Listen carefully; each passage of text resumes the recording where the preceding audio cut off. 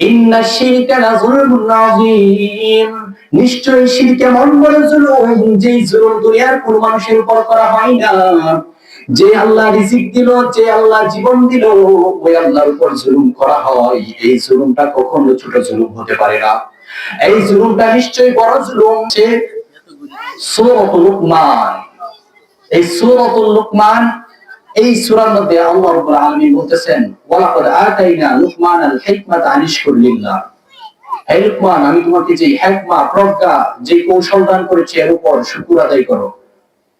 ওয়া ইয়াশকুর ফাইন্নামা ইয়াশকুরু লিনাফসি, তুমি যদি শুকর আদায় করো এটা তোমারই ভালো হবে। তারপর লুকমান আলাইহিস সালাতু ওয়াস সালাম তার ছেলেকে কয়েকটা নসিহত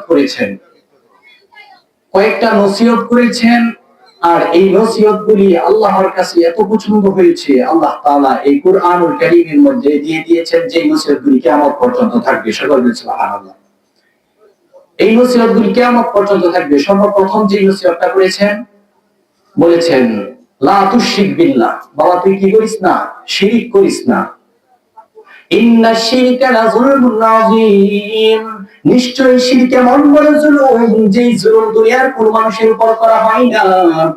যে আল্লাহ রিজিক দিল, যে আল্লাহ জীবন দিল, ওই আল্লাহর উপর জুলুম করা হয়। এই জুলুমটা কখনো ছোট জুলুম হতে পারে না, এই জুলুমটা নিশ্চয়ই বড় জুলুম।